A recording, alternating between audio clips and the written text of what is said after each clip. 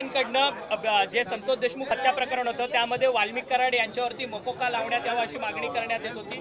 आता कोर्टाकडनं त्या सगळ्या संदर्भात प्रक्रिया पूर्ण झाली आहे, मकोका लावण्यात आलेला आहे। विरोधकांना काय उत्तर द्याल?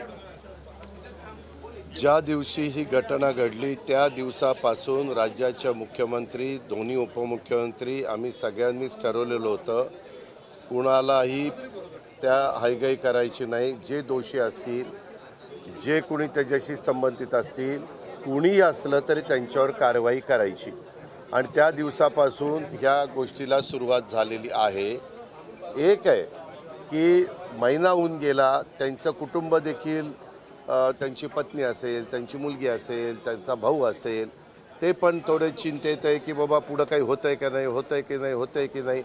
वास्तविक यंत्रणा पोलीस यंत्रणा पोलिसांचं काम करते, CID मार्फत करते, SIT मार्फत करते, अशा या सगळ्या गोष्टी तिथं चालू आहेत।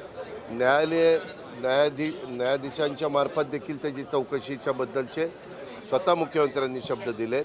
आम्ही सगळ्यांनी तिथं अशी भूमिका घेतली, जे कोणी दोषी असतील त्यांना अजिबात त्याच्यामध्ये थारा द्यायचा नाही, कारण ही निगरूण हत्या ही शिवशाहू फुले आंबेडकरांच्या महाराष्ट्रामध्ये कुणीच खपवून घेणार नाही आणि त्याच्यामुळं कुणीही दोषी असेल तर त्यांचे धागेदोरे चौकशीमध्ये मिळाले तर त्यांच्यावर ॲक्शन घेतली जाणार आहे।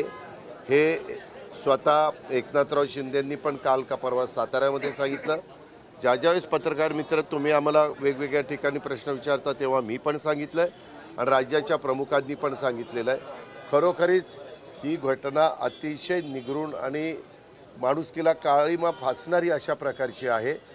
ह्यामध्ये कुणी सत्ताधारी पक्षाचा असो, विरोधी पक्षाचा असो, कुणी त्रयस्थ असो, ज्याचा राजकारणाशी संबंध असेल नसेल तो असो, त्याला कुठलाही थारा दिला जाणार नाही। बीड जिल्ह्यामध्ये कायदा आणि सुव्यवस्थेचा प्रश्न निर्माण झाला आहे। परळी बंद वाल्मिक कराडांसाठी होती।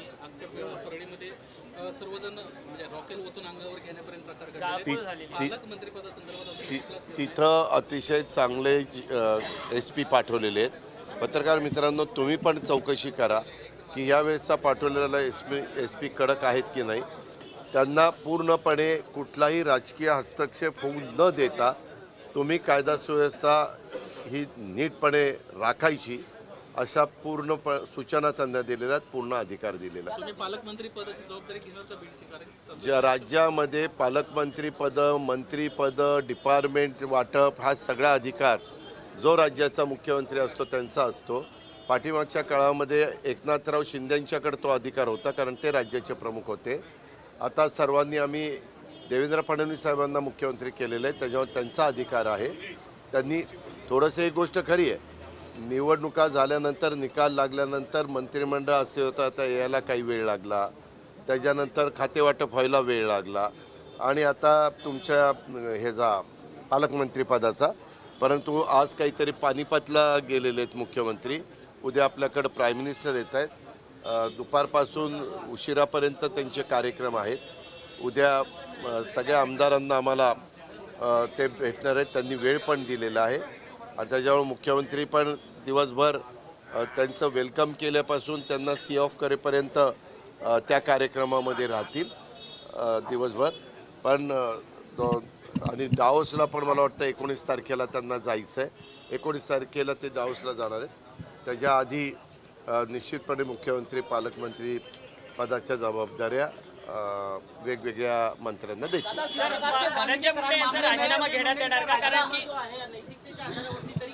जे कोणी दोषी असेल त्यांच्यावर कारवाई करा असं मुख्यमंत्र्यांना सांगितलेलं आणि मुख्यमंत्री त्या पद्धतीनं दोषींवर कारवाई करतात।